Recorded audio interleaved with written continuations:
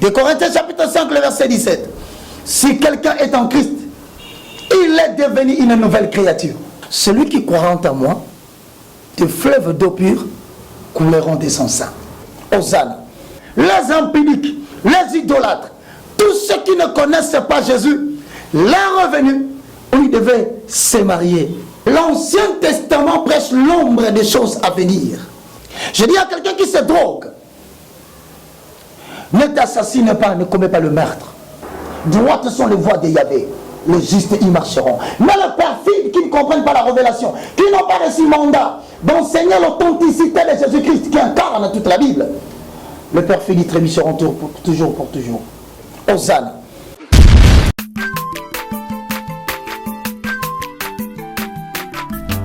Azamwana motote o akosangai abongwani pete bo awangana Nzambe ya le Nazarien, le Nazarien, le Nazarien. David Nzamba ayebana kitoko koma mokondima atako babakolaki mafuta na mosakolima lelo yayo bolingo ebateli le Nazarien lipamboli oyo emonanaka tempeni mama kantelobi kolapie mapapu masopi mafuta tokokisi ena elongo na Nzambe oyo babenga na makomi Jésus.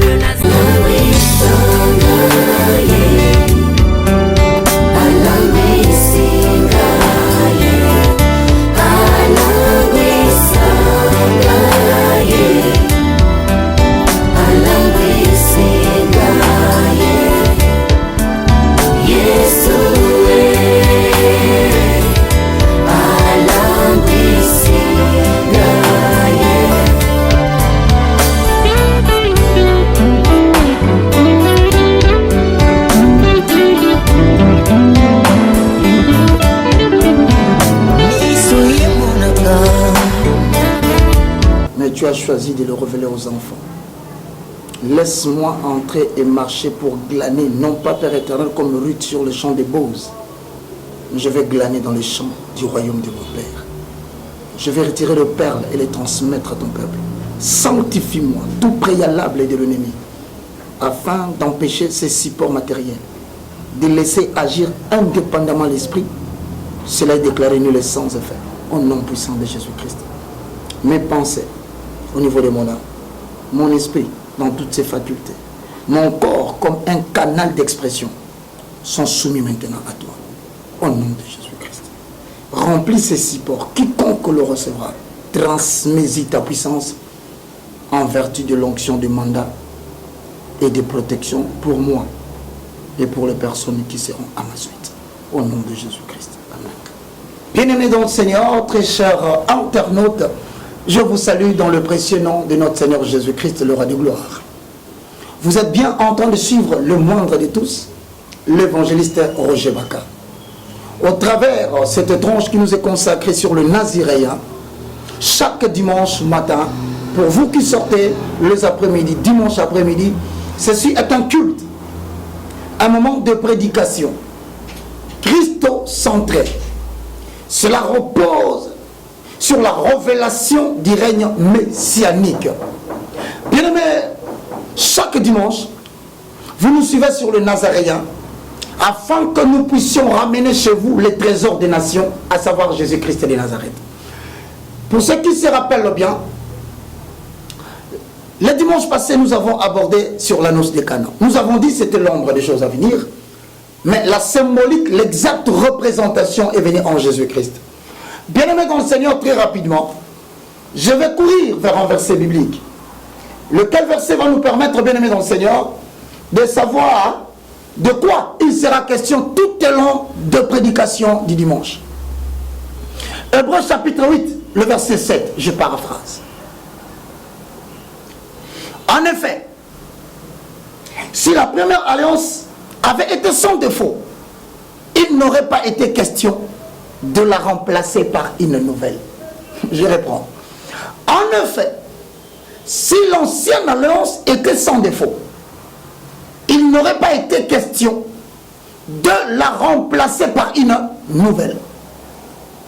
Bien-aimés dans le Seigneur, nous entrons maintenant dans le chapitre qui va nous permettre de révéler le type et le prototype, la photocopie pour aboutir à l'original.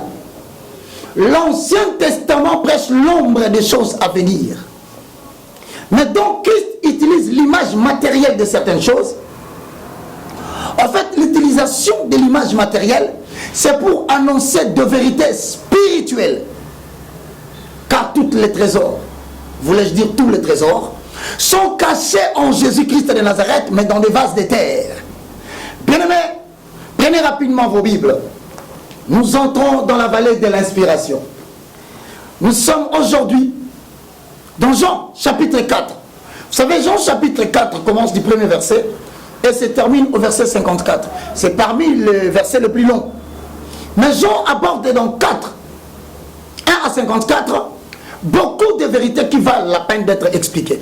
Et donc aujourd'hui, prenons Jean chapitre 4, le verset 1. Mais nous allons nous arrêter où? Nous nous arrêtons vers le verset 7.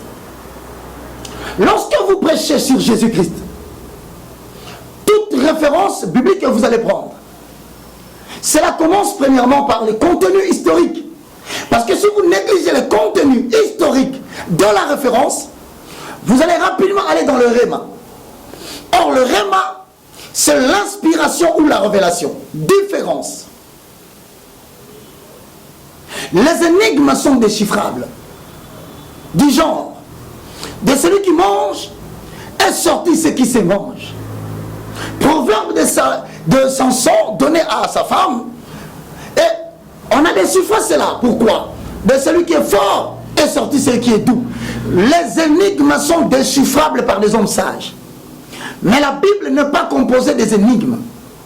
La Bible est composée de mystères, de mimes prophétiques, de petits exemples matériels par lesquels seules les personnes que Dieu a choisies, voilà la particularité de la révélation. Ce sont des vérités que Dieu fait connaître à l'humanité, autant qu'il veut, par celui qu'il veut et de la manière dont tu le voudras. Donc ce n'est pas nous qui faisons le choix de qui doit révéler les Écritures. C'est lui-même, Adonai, qui a trouvé bon de prendre un support matériel, aussi vil que je suis, pour annoncer ces vérités. Et donc, lisons Jean chapitre 4, verset 1 à 7. Juste le temps pour vous de trouver la référence et de commencer à lire. Je chante. Aoukola le le Hawe soule saoukola le Aoukola le Hawe soule saoukola le Ia ia ia Hawe soule sa ia Zambwa kwetu baba wanywe Akola muyenga iya iya Iya kwe wana wanye iya iya iya Hawe soule sa iya Mbose mbangu te Mbala mosusu Yesu akoleka na njela na ngai Likambo yezo umela po Yesu aleki nanu te Ngana kobika na nga na lolenga bonzambe Likambo te soki na kwei na maite Mime prophétique Yanga miracle zaya koukauka po naza soya nzambe Abatomona ni sala quelque chose Zambalola sala quelque chose. Bien-aimés dans le Seigneur, pénétrons les Écritures. Les pharisiens avaient entendu dire que Jésus faisait et baptisait plus que les disciples des gens. Entre parenthèses, à vrai dire, ce n'est pas lui-même Jésus qui baptisait. Il avait laissé le soin d'être baptisé par ses disciples. Nous fermons la parenthèse. Lorsque Jésus a pris, il quitta la Judée retournant en Galilée. Il fallait donc traverser la Samarie. C'est ainsi qu'il arriva près d'une bourgade de Samarie nommée Sichar, non loin des champs de Jacob, aux Ânes. Non loin des champs que Jacob avait jadis donné à son fils Joseph. C'est là que se trouvait le puits de Jacob. Jésus, fatigué du voyage, s'assit au bord du puits. Il était environ midi. Une femme samaritaine vint pour puiser de l'eau. Jésus s'adressa à elle et dit, 2 points, s'il te plaît, donne-moi à boire un peu d'eau. Entre parenthèses. Ses disciples étaient allés en ville, justement pour chercher de quoi manger. Je ferme la parenthèse. La femme samaritaine s'exclama, comment toi, juif, tu me demandes moi à boire?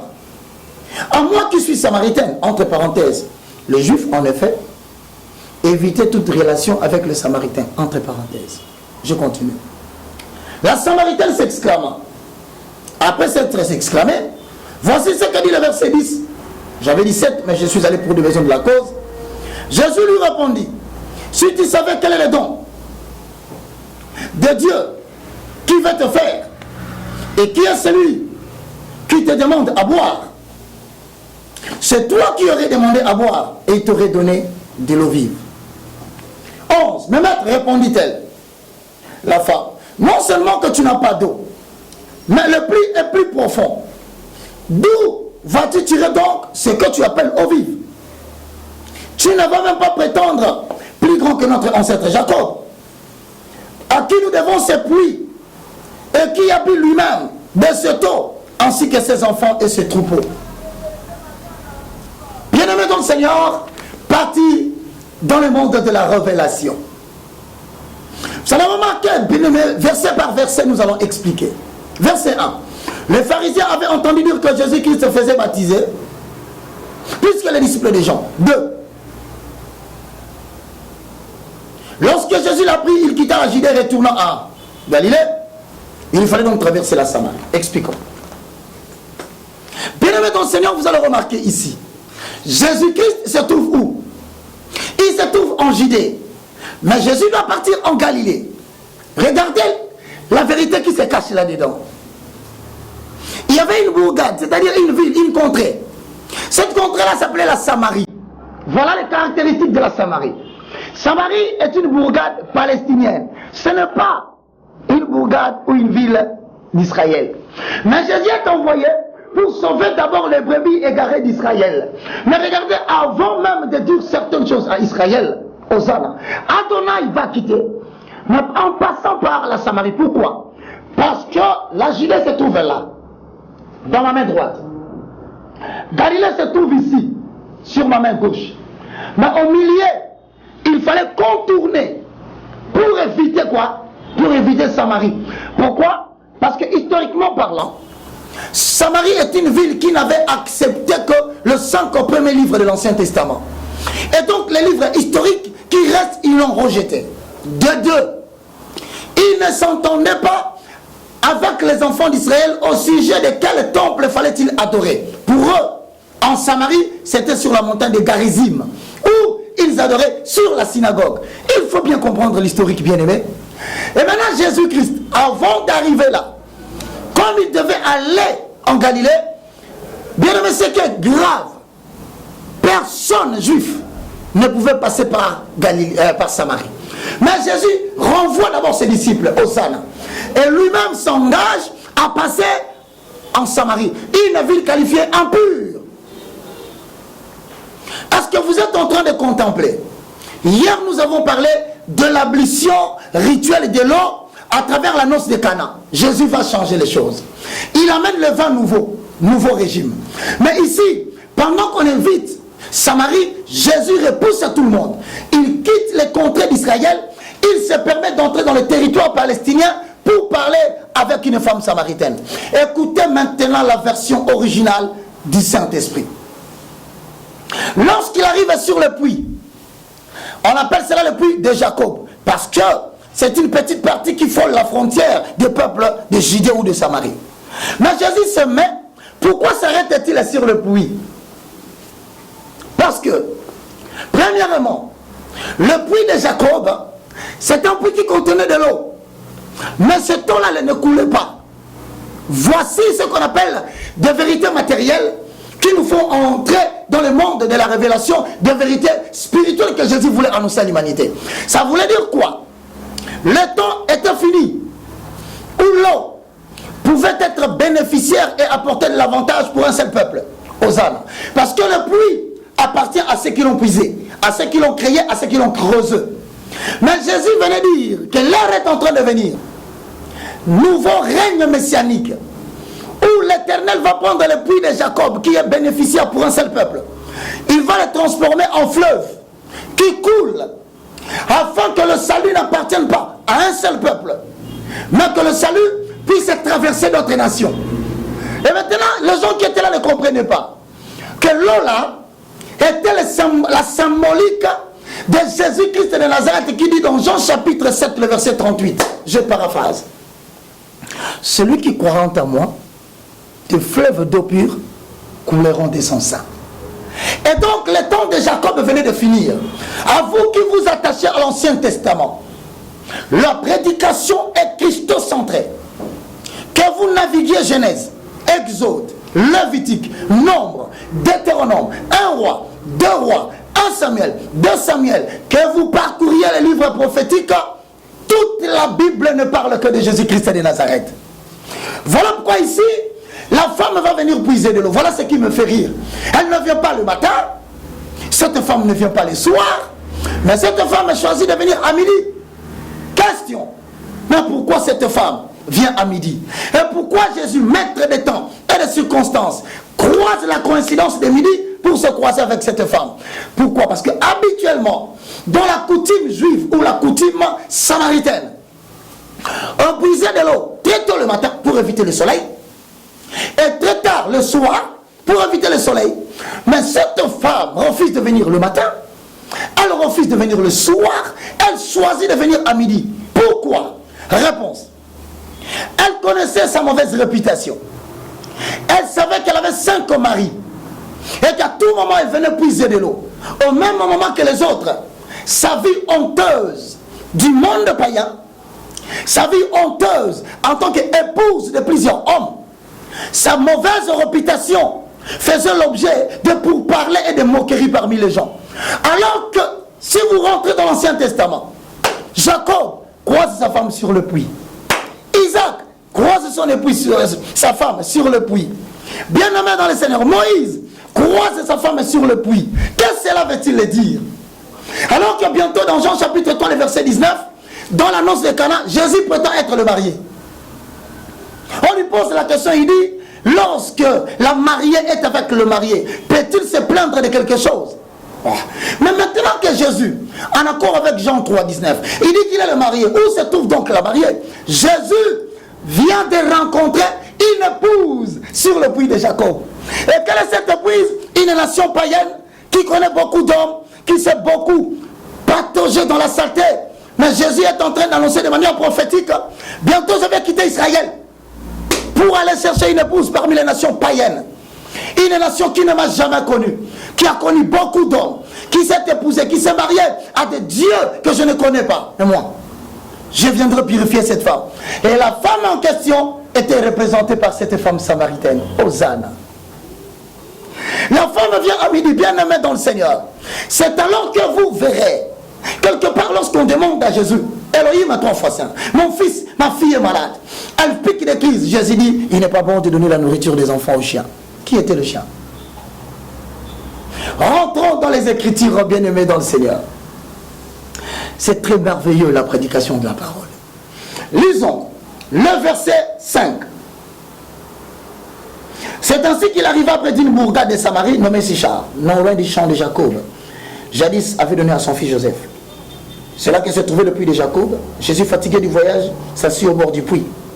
Bien-aimé dans le Seigneur, regardez bien cette métaphore, cette figure de style, cette technique de Jésus-Christ pour nous faire dire en réalité. Malheur à vous qui vivez encore sous la loi de Moïse. Parce que la Bible dit: tout celui qui prêche l'Ancien Testament, il a le visage voilé.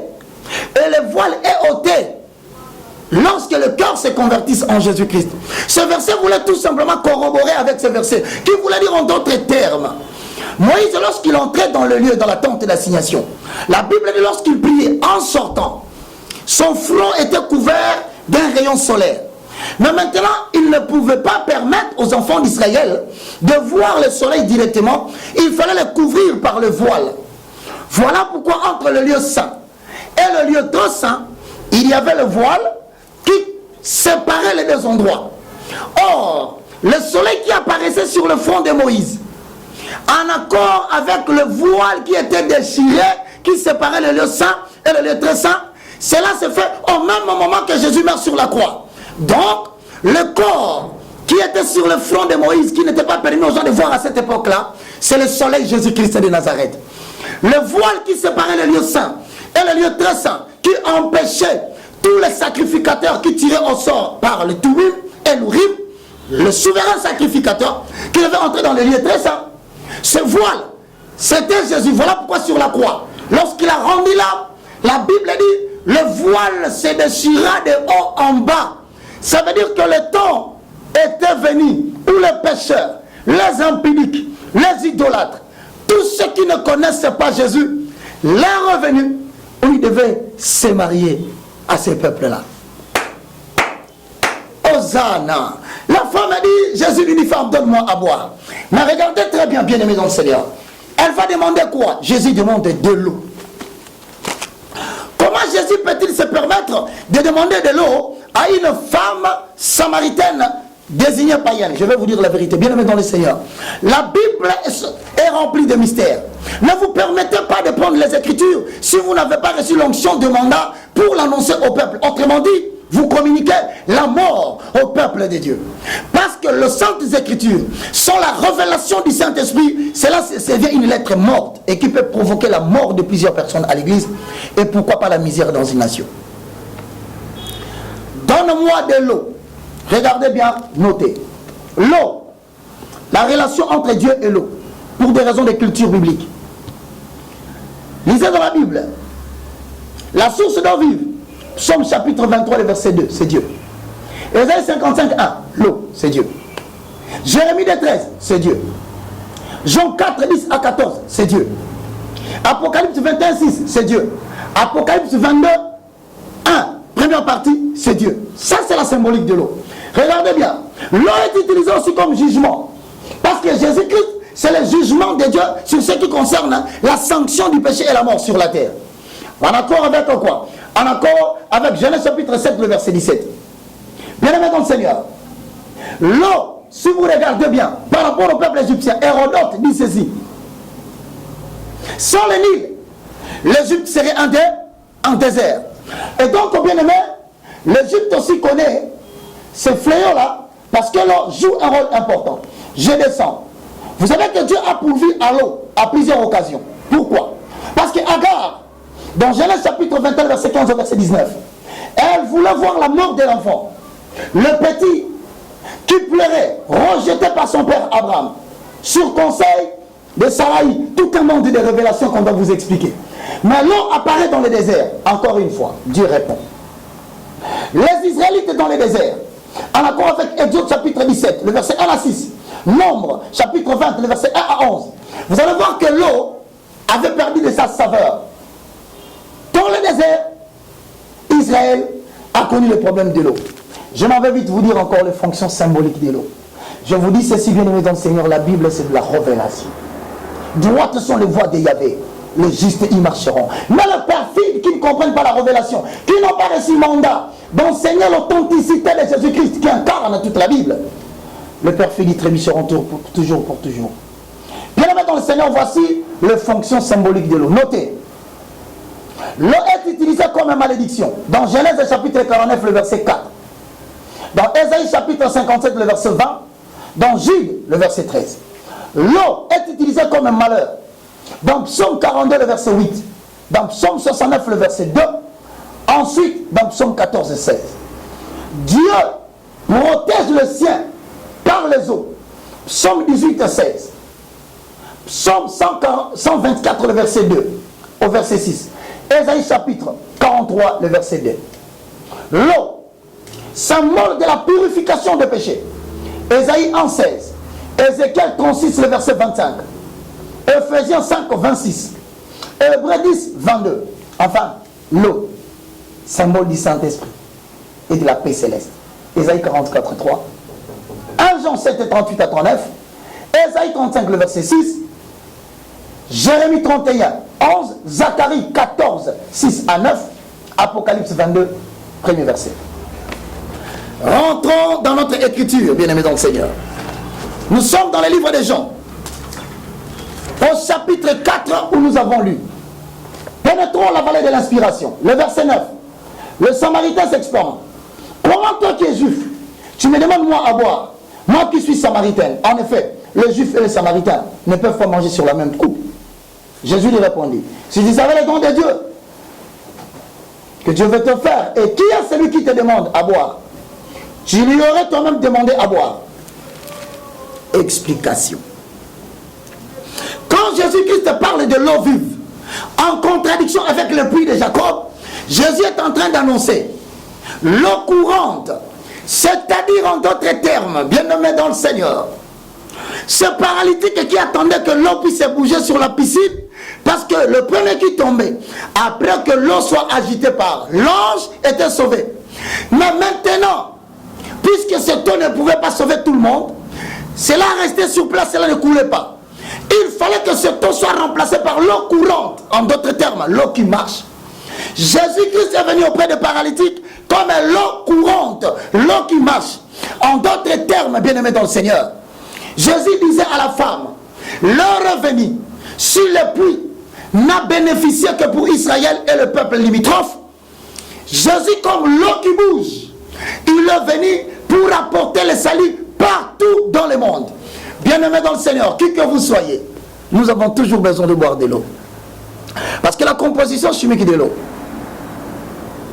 vous le connaissez, c'est composé de l'hydrogène et de l'oxygène. Mais pour ceux qui connaissent bien la chimie, l'oxygène et l'hydrogène sont les deux matières indispensables pour l'existence de l'être humain sur la Terre. Sans oxygène sur une planète, l'être humain ou l'espèce humaine ne peut pas vivre. Jésus, c'est lui l'oxygène original qui vient de dire aux gens, peu importe la respiration que vous avez, celui qui croira en moi aura la vie. Mais celui qui ne croira pas en moi, il n'aura pas la vie. Celui qui a le Fils a la vie. Et celui qui n'a pas le Fils n'a pas la vie. Et cette femme, regardez très bien. Il y a quelque chose d'extraordinaire. Cette femme avait une mauvaise réputation. Mais lorsqu'elle parle avec Jésus, ce qui m'étonne, cette femme retourne. Elle annonce, premièrement, elle devient porte-parole de Jésus-Christ. Une nation païenne. Un peuple rejeté.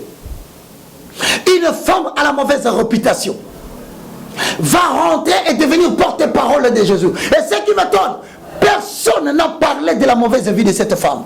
Nous allons continuer cela parce que le temps court derrière nous. Mais cette femme arrive et dit, celui dont la Bible a parlé aux ânes, celui dont la Bible a prophétisé, je l'ai rencontré, bien aimé, lorsque l'eau pure, qui est Jésus-Christ de Nazareth, vient souffler dans ta vie pour entrer, comme le vase qui était dans la noce de Cana, personne ne se souviendra de cette vase sur lequel on lavait les mains pour l'ablution rituelle, où on laissait les saletés. Bien aimé, ne regarde pas ton passé. Hosanna. De Corinthiens chapitre 5, le verset 17. Si quelqu'un est en Christ, il est devenu une nouvelle créature. Voici toutes choses anciennes sont passées. Tout est devenu nouvelle. Cela veut dire en d'autres termes, tu as la possibilité de renouveler ta vie aujourd'hui. Ne pense pas, bien aimé, sur le plan conjugal, aux échecs que tu as connus dans ta vie. Cette femme a connu à 5 répétitions les échecs dans le mariage. Pouvait-elle dire que la malédiction est héréditaire? Question. Pouvait-elle dire que les hommes qui l'ont connue étaient de mauvais hommes? Pouvait-elle dire qu'elle avait la malchance de croiser sur son chemin de mauvais hommes? Je m'adresse à toi, toi qui me suis, ta vie remplie de déceptions. Je m'adresse à toi, toi qui me suis, ta vie professionnelle remplie de chaos. À telle enseigne que tu as décidé de te suicider. Je m'adresse à toi qui es sans logement, toi qui déambules par-ci par-là, qui veux donner des causes au malheur qui t'arrive. Écoutez-moi très bien. Si tu es dans tel état, c'est parce que l'agneau de Dieu, celui qui change l'histoire de peuple, celui qui change la trajectoire de la destinée négative que prenait la vie de quelqu'un, il avait dit qu'il te croisera. Mais à celui à qui on n'a pas pardonné beaucoup de péchés, comment peut-il aimer plus que tout le monde?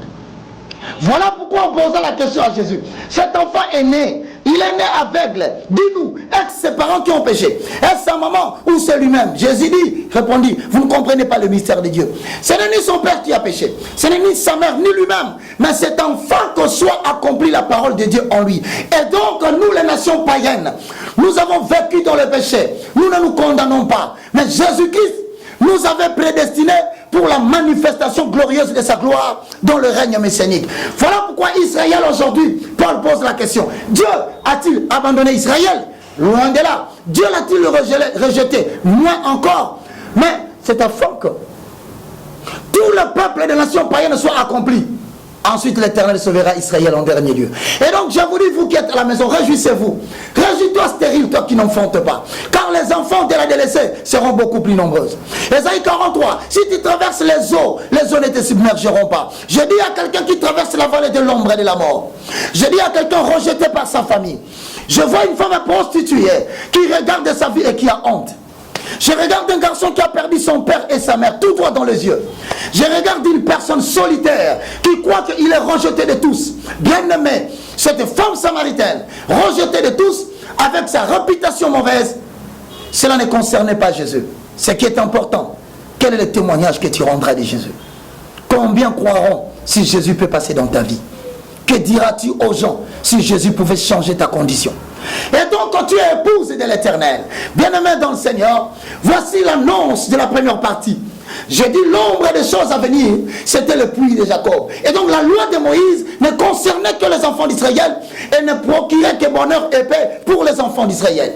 Mais Jésus n'est pas venu pour seulement recevoir la bénédiction et le donner aux enfants d'Israël. Il est venu pour te chercher, toi qui me suis en ce net moment. Je confesse au nom de Jésus que personne n'a fait la rencontre de Jésus et demeurait tel qu'il était. Mon frère, aujourd'hui c'est ton tour. Ma soeur, toi qui me suis, enlève les larmes dans tes yeux. Parce que l'époux t'a choisi au travers de cette prédication. Je dis à quelqu'un qui se drogue, ne t'assassine pas, ne commets pas le meurtre. Peu importe les parents qui t'ont laissé, il y a quelqu'un qui est plus important que tout. Celui, l'homme pur qui a changé la vie de cette femme samaritaine. Je regarde à quelqu'un qui fait la masturbation. Je regarde à une femme qui est lesbienne. Je regarde un homme qui est pédé. La société t'a rejeté. Oh Jésus, il m'a dit de te dire, il est le seul à t'aimer tel que tu es. Et s'il y a des gens qui peuvent faire des obstructions afin que toi tu n'écoutes pas la parole de Dieu à l'église, parce qu'il suffit seulement que tu poses tes pieds à l'église, voilà que tout le monde commence à te doiter. Voilà que tout le monde commence à parler de toi à travers le lèvre en faisant des signes. Yewana, c'est celui-là. That is him. People are, they are happy. They rejoice and they talk wrong about you. Ils parlent mal de toi. Et quand tu choisis, tu préfères aller à l'église quand tout le monde n'est pas là. Oh frère. Tu choisis de rencontrer le pasteur quand tout le monde n'est pas là. Pourquoi? Parce que tu es conscient.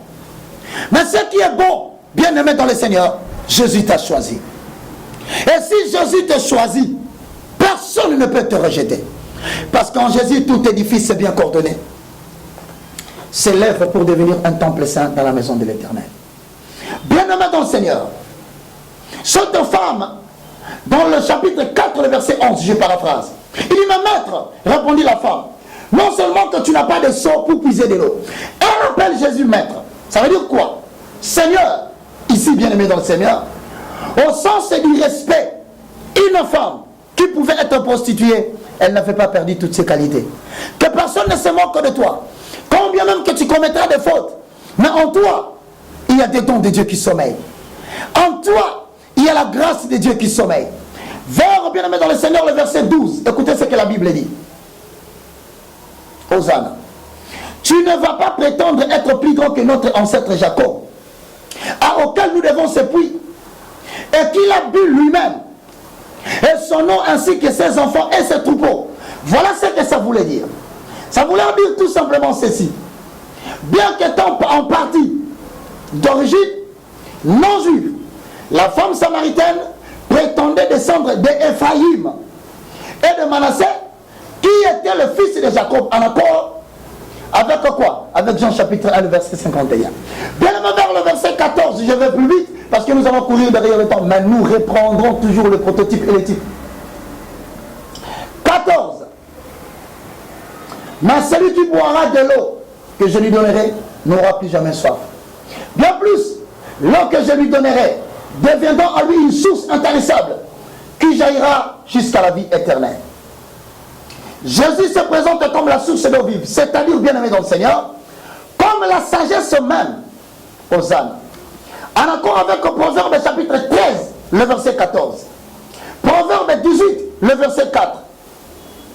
Parce que l'eau vive, en accord avec Jean chapitre 7, le verset 39, symbolise le Saint-Esprit. Voilà pourquoi, bien-aimé dans le Seigneur, l'heure revient, elle est déjà venue, où les gens ne vont plus courir vers l'église, mais l'église va courir en long. L'heure est déjà venue, où ça ne sera plus sur la synagogue, sur la montagne de Garizim, ni à Jérusalem dans le temple dit temple de Salomon, mais en esprit et en vérité. Pourquoi? Parce que l'eau qui entre en toi symbolise le Saint-Esprit. Voilà pourquoi Jésus dit remplissez ces vases jusqu'au bord. Ça veut dire en d'autres termes, il est temps où les nations païennes doivent être remplies de la puissance et du Saint-Esprit dans toute sa plénitude. Question, bien-aimé, est-ce que lorsque tu prends le vin, la teneur de l'alcool rendra ivre l'homme, à la différence avec la femme? Si donc la réponse est non, donc les effets de l'ivrognerie de vin ne dépendent pas du sexe d'un homme aux ânes.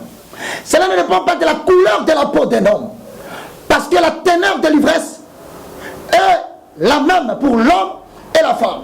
Donc, bien-aimés dans le Seigneur, voilà pourquoi ils étaient tous ensemble dans Actes des Apôtres chapitre 1. Tout à coup, il y eut un bruit comme un vent impétueux. C'est ça le vent du Saint-Esprit. C'est ça la Pentecôte que les gens célèbrent dans une date. La Pentecôte n'est pas une date. La Pentecôte, c'est la libération de l'omnipotence et du Saint-Esprit qui dorénavant, qui mouvait sur les eaux, qui va désormais habiter dans le corps humain. Voilà pourquoi Jean dira, moi je vous baptise d'eau, mais celui qui vient après moi, il vous baptisera de la puissance et du Saint-Esprit. C'est le temps du Messie. À quiconque est à la maison, je te dis, Jésus peut faire quelque chose pour toi. Voici le dimanche aujourd'hui que Jésus a choisi pour dire à quelqu'un, je ne te rejette pas selon tes péchés. Approche-toi de moi et je m'approcherai de toi. Prions. Répète après moi. Père céleste, au nom de Jésus, je te loue, je te glorifie. Merci Seigneur Jésus-Christ pour cette parole. Gloire et louange à toi Saint-Esprit pour cette prédication. Je confesse de ma bouche le Seigneur Jésus-Christ. Je crois dans mon cœur que Dieu l'a ressuscité d'entre les morts. Je suis sauvé au niveau de mon esprit. Je suis sauvé au niveau de mon âme. Je suis sauvé au niveau de mon corps. Et toutes les maladies dont je souffre, de la chevelure de la tête jusqu'à la plante de mes pieds, cela est déclaré nul et sans effet au nom puissant de Jésus-Christ de Nazareth. Mon nom est inscrit dans les livres de vie. Je suis devenu une nouvelle créature au nom de Jésus-Christ de Nazareth. Amen. Vous avez suivi l'enseignement, la prédication, faites attention. L'enseignement peut se servir des Écritures de l'Ancien Testament pour tirer des leçons. Mais la prédication doit toujours faire sortir Jésus-Christ, parce que l'ombre prêchait Jésus-Christ, la réalité de toutes les choses. Et donc vous êtes devant un pasteur qui vous parle de fleuve Nil, qui vous parle, bien aimé, dans les salons de la loi de Moïse, qui vous parle de chandelier, de tabernacle. S'il ne révèle pas l'identité de Jésus-Christ, cela n'était pas une prédication, car la prédication est christocentrée. Soyez bénis, suivez chaque dimanche sur le Nazaréen, le moindre de tous, le plus petit de tous les serviteurs de Dieu. Bien-aimé dans le Seigneur, sémence qui a grandi dans le désert, mais jeté dans la ville, curieusement, cela a attiré l'attention du peuple. À Dieu soit la louange et la gloire. Donc chaque dimanche, vous suivez le moindre de tous, l'évangéliste Roger Baka, dans la prédication, au travers le règne du Messie, où nous incarnons les prototypes et les types, l'ombre et la réalité, afin que les gens comprennent que l'Ancien Testament ne prêchait que l'ombre des choses à venir. Et donc, bien aimé, nous allons donner la conclusion du chapitre. Jean chapitre 4, synthèse. Bien aimé, lorsque vous avez lu ces chapitres, nous allons continuer, vous allez découvrir. Après les Juifs, le religieux Nicodème, que vous avez vu sur le chapitre 3, il apparaît maintenant dans le chapitre 4, la femme samaritaine. En effet, les Juifs qui collaborent avec le pouvoir en place, en accord avec le verset 43, verset 54, mais d'un point de vue littéraire, Jésus va à la rencontre d'une femme samaritaine. 4, 1 à 12. Ceci est marqué par des surprises et ce qu'on appelle en français les quiproquos. Nous allons vous expliquer. La surprise, Jésus se rend à Samarie et il s'arrête. Il discute avec une femme en public, ce qui est grave pour un rabbin. Il ne faut pas le faire. Or, cette femme avait probablement mauvaise réputation. Il lui révèle clairement son identité. Identité qu'il n'a pas encore révélée en Israël. Bien-aimé dans le Seigneur, cette femme samaritaine est pécheresse. Mais après avoir bu de l'eau, qui n'est pas le puits de Jacob, cette femme devient un messager. Pour la première fois, une femme messagère. Et non seulement elle devient messagère, cette femme devient témoin du Sauveur. Et son témoignage porte des fruits, ce qui étonne. Le quiproquo, en même temps l'ironie, bien aimé dans le Seigneur, la femme a du mal à comprendre le discours de Jésus sur l'eau vive. Que Jésus utilise comme une image matérielle pour décrire une réalité spirituelle. Les disciples sont donc perplexes lorsque Jésus leur dit « Je viens de manger. Seigneur, nous sommes allés chercher la nourriture, comment dis-tu tu as mangé ?» En fait, Jésus était en train de leur dire, il était en train de leur révéler, bien aimé dans le Seigneur, la mission spirituelle, en leur montrant le nouveau champ où les épis étaient déjà mûrs. Et donc, bien aimé dans le Seigneur, comme les épis sont déjà mûrs, nous tendons et nous sommes dans la moisson. Pour ceux qui ne le savent pas, nous n'allons pas vers le royaume de Dieu, mais le royaume de Dieu se trouve sur la terre et nous recrutons les gens pour qu'un jour nous puissions faire la rencontre de l'époux avec l'église qui n'aura ni ride, ni tâche, ni quelque chose de semblable. Merci beaucoup de nous avoir suivis. Vous voulez entrer en contact avec nous pour plus d'explications afin de bien comprendre la prédication qui doit être christocentrée. Appelez-nous sur le 00243 9 98 82 0004. Imo ou WhatsApp, nous vous recevons. Mais ceux qui appellent ces numéros ou ceux qui nous écrivent sur WhatsApp, vous avez le bénéfice de recevoir des prières hebdomadaires afin d'implanter dans ton homme esprit les écritures, les lois et les ordonnances qui doivent présider à la destinée de ta vie partout où tu te trouves. Car le bonheur, l'argent, la richesse n'est pas située d'une nation. Cela vient par l'eau du Saint-Esprit. Ou vous nous écrivez ou vous nous appelez directement par notre ligne directe 00243 90 79 66 785. Que Dieu vous bénisse. Merci à la sœur Tiffany qui doit être loin en train de nous suivre. Merci à tout le caméraman d'ici, Nazaréen. Merci à Maman Maria. Merci à vous tous qui nous avez suivis. Restez bénis pour ce dimanche. Sachez-le, Jésus préside à la destinée de votre vie. La bonne nouvelle, c'est toujours lui qui est assis sur le trône. La meilleure des nouvelles, c'est lui toujours qui dirige les mondes. Il a le contrôle de toutes les choses. Votre vie est changée. Recevez cette parole avec joie. Au nom de Jésus-Christ. Amen.